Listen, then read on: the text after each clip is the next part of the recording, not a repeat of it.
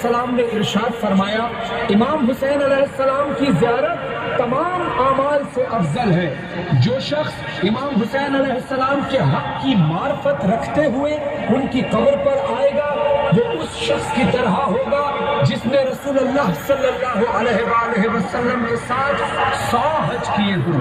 अगर तुम में से एक आदमी सारी जिंदगी हज करता रहे और उसने हुसैन इब्ने अली अलैहिस्सलाम की ज़ियारत ना की हो, तो वो अल्लाह अज़्ज़ व जल और उसके रसूल सल्लल्लाहु अलैहि वसल्लम के हक का तारिक होगा। इसलिए कि हुसैन अलैहिस्सलाम का हक अल्लाह अज़्ज़ व जल के उन फराइज में से है जो कि हर मुसलमान पर वाजिब है। कह दी ये बात मज़हर ने फरहान से, हज पे जाना था पिछले बरस तो मुझे, मैंने जाना जो काबे से अफजल उसे, करबला के ही फिर मैंने सामा किए, फिर नजफ से ही रोता हुआ।